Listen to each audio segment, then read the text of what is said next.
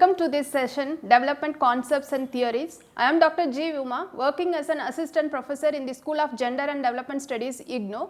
Before we explain the concept of development and theories, let us see the learning outcomes of this session. First, we need to define the concept of development, and we need to discuss various approaches to development, and I will explain the theories of development and communication and provide a critique of these concepts and theories.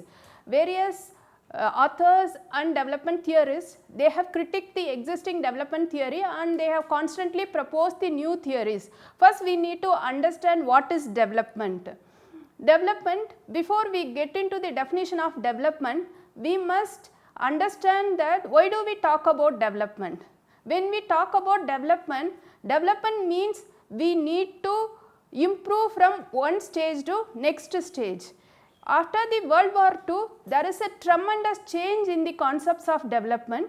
In the World War, not only in the developed nations, developing nations also they have gone the tremendous change. See, developed nations, they got so much of destruction due to the World War II.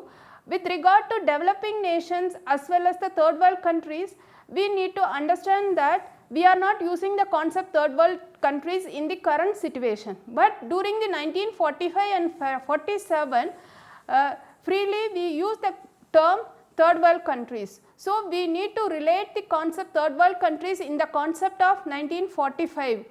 The development, the components of development, when you talk about the components of development, basically it was related to the poverty reduction, and whatever the countries they talk about the development, they need to improve the quality of life of citizens, and also the globalization and neoliberal economic policies also contributed for discussing about the concept of development. When we talk about the globalization and neoliberal economic policies, basically they thought about the economic progress in the economic sector and industrialization as well as the scientific advancement.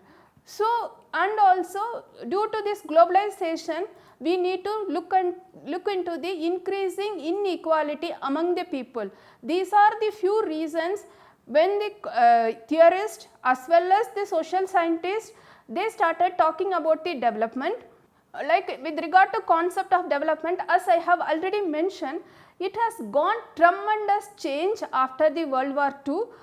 In the World War II, as I have already mentioned, not only developed nation as well as the developing countries and third world countries, they have got so much changes internally as well as externally. During that period in 1945, many of the countries, third world countries, they got independence from the colonization.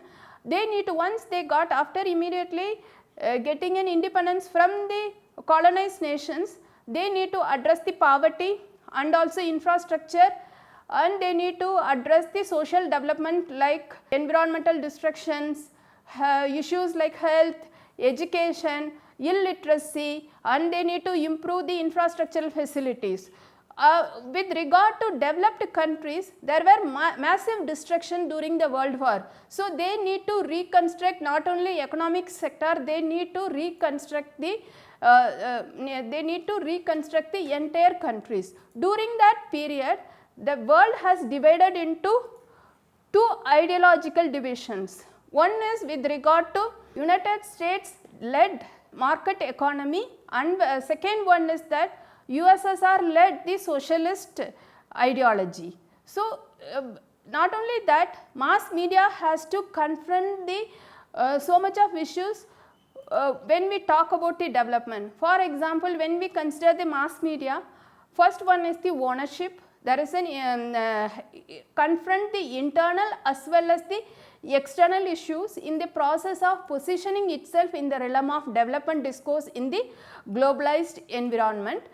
So, this development communication has addressed some of these issues, and DEFCON theorists have mooted many communication strategies for development appropriate for respective development reasons. Before we talk about the development theory, first development theory, as we have discussed about the destruction in the Second World War, due to the Second World War and the emergence of United Nations like international institutions, the development theories, they propose the modernization approach. This modernization approach is based on the development of the Western notions of development, that is the industrialization, scientific establishment as well as the globalization of the economy. In this modernization approach, industry is the prime mover of the economy. Therefore, any country, if they want to considered as a developed nations, they must put major part of the investment in the development of the industry. Not only that, they have to procure the raw material, transportation and training for the industrializations. So, according to this modernization approach, they require, any country, they require more specialists rather than generalists in each field. For example, health, education or industry. If you consider any field, according to modernization theorists, they need a specialist rather than generalist. For example, in this modernization theory, not only they talked about the industrialization and economic advancement, they do talk about the public education, healthcare, family planning and all these issues they do talked about, but for these issues they clearly mentioned in the modernization theory that there should be people's intervention for participatory governance is very important according to modernization theory, then only we can achieve the well-being of the people. So, in that modernization theory, they thought that due to the industrialization and development in the economic sector over a period of time, this capitalist economic model of development accumulate the wealth. This wealth will be trickled down to the other sectors such as agriculture and rural technology, and also this, according to modernization theorists, to ensure the rapid development and we need to necessary information can be diffused and persuasion can occur through mass media, that is more important. So, modernization approach firmly believed that urbanization and industrialization were the most feasible routes to achieve modernity. Having economic oriented view, it sees development as an unilinear evolutionary process. Based on the modernization theory, there is a dominant paradigm of development, and many people they proposed based on the modernization theory and they talked about the dominant paradigm of development. According to the, it has developed based on modernization theory. According to dominant paradigm of development, state of underdevelopment in terms of observable quantitative differences between so-called poor and rich countries on the one hand and traditional and modern societies on the other hand. This approach was also known as dominant paradigm of development. First theorist is the Daniel Lerner. He postulated that urbanization, literacy, mass media exposure and political participation could be the change agents for transition from traditional agrarian communities to modern industrial societies. Here, media act as a changing agent.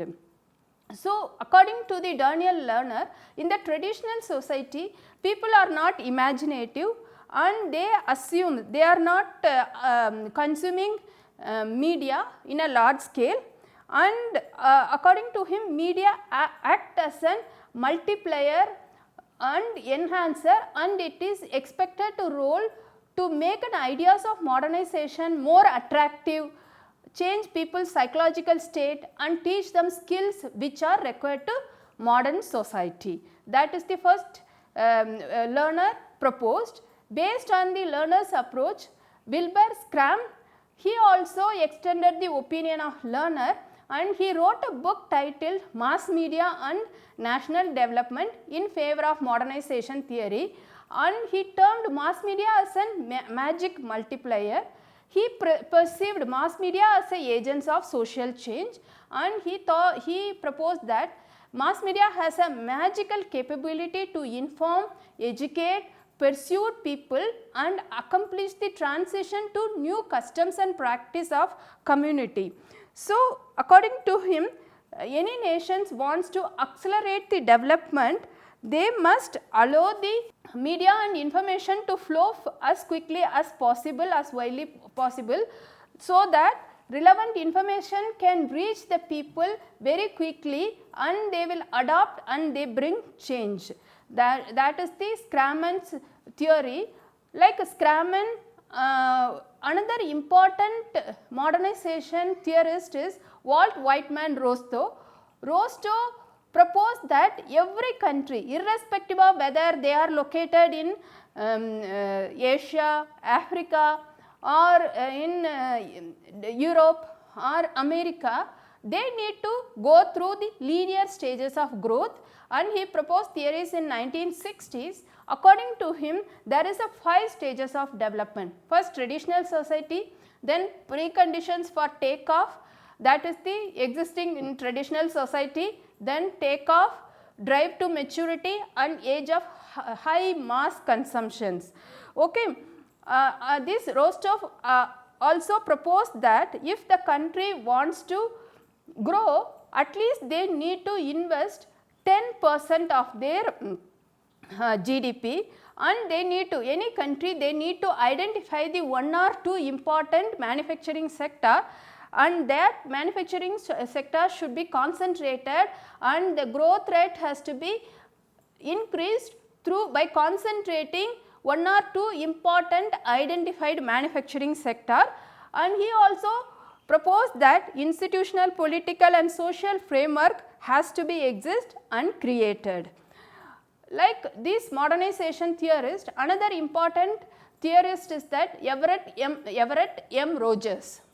According to Rogers, he proposed a theory called diffusion of innovation theory. It focuses upon the process of diffusion and adoption of innovation in a systematic and planned way. And he also, in this diffusion process, he gave a significance to the mass communication, and he proposed the 2-flow process in the beginning. Like for example, I would like to explain this theory by using an example. If we introduce any ideas or products to the uninformed receivers, once they accept and later if it's become part of their life, by looking at them, that will be accepted by the rest of the society. So, these are some of the theorists they have proposed, and also he emphasized, Roger has emphasized the importance of mass communication in the diffusion process.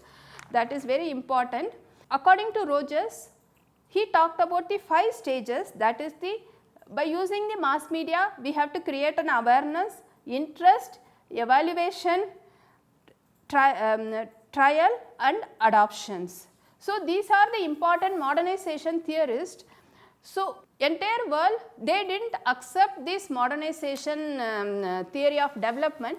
Many people they have critiqued this dominant paradigm of development, that is the modernization paradigm of development. Basic critique is that this entire modernization process, it gave emphasis on technological and economic aspects of development. It never considered like for example, if you take any countries, all the countries is not we cannot consider the development as a linear model, and every country irrespective of their location, we cannot impose the economic development and technological advancements. There are other factors like traditional wisdom is there, cultural factors are there. So many other factors become part of the development process. One need to consider those factors also, but this dominant paradigm of development theorists, they failed to address those issues,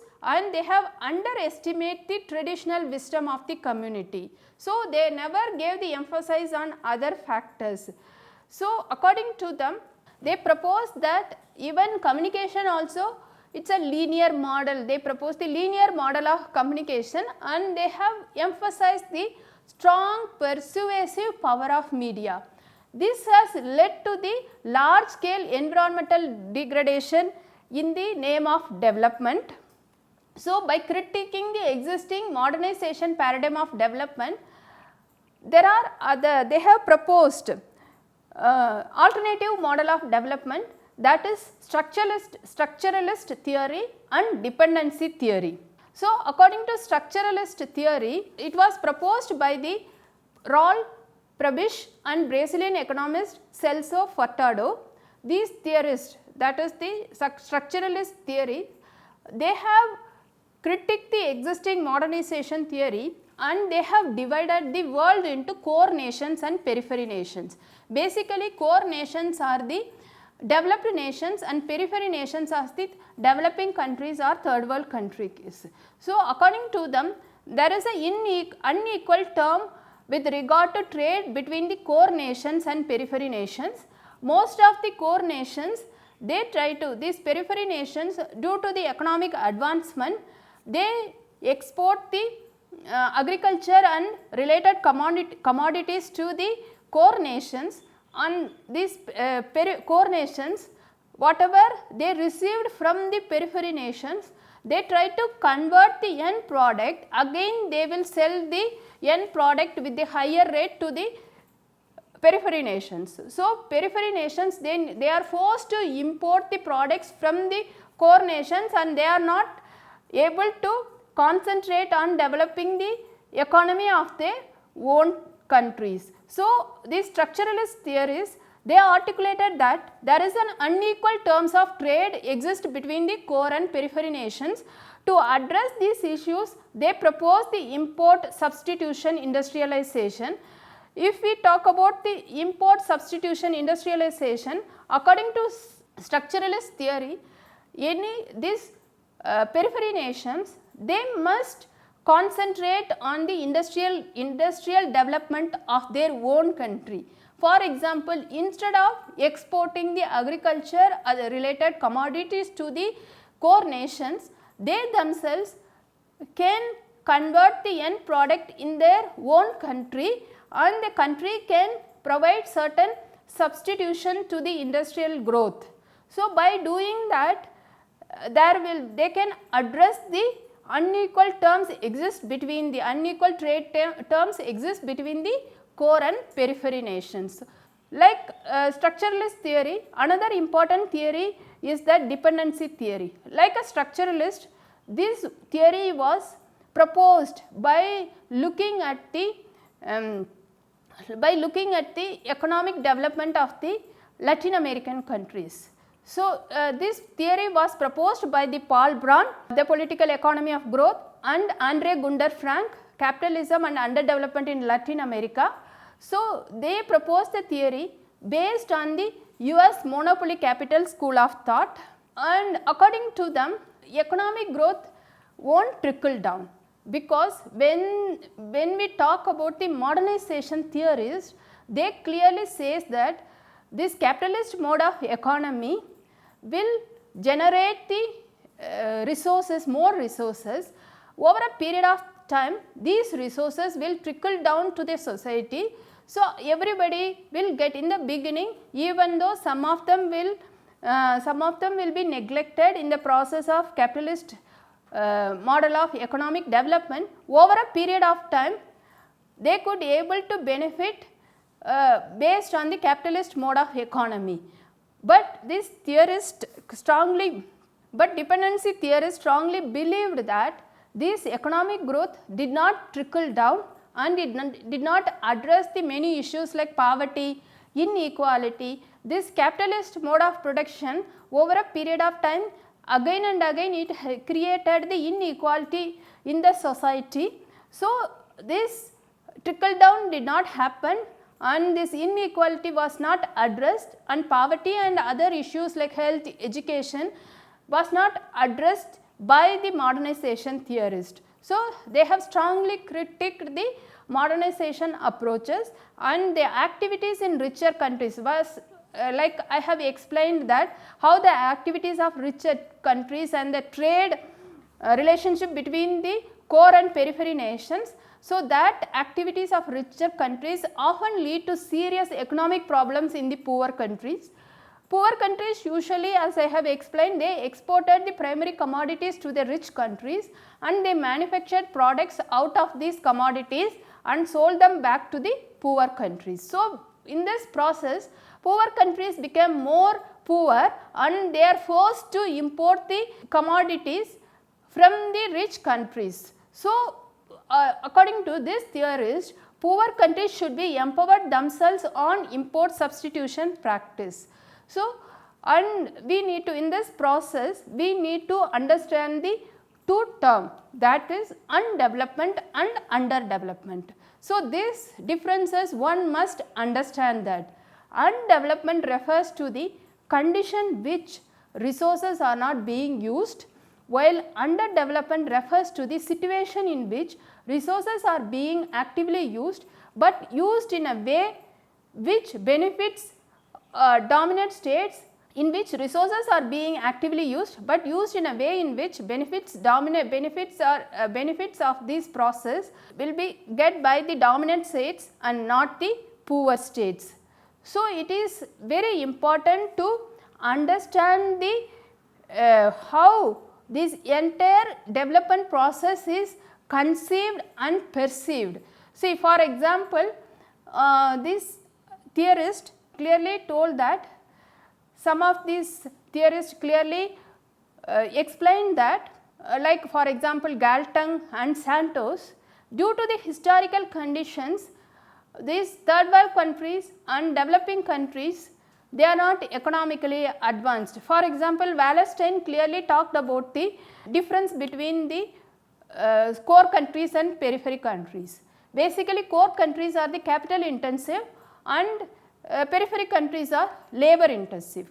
By using that capital, they try to use the periphery countries, labor intensive countries, and they gain the economic advancement based on the periphery countries. This both structuralist theory and dependency theories, they have clearly explained that both the theory is that they have interpreted the society or the country based on the Marxist way of interpretation, but the both the structuralist and the dependency theorist, they fail to recognize the other inequalities existed in the third world countries. So, by looking at this, there are other alternative approaches to development also proposed.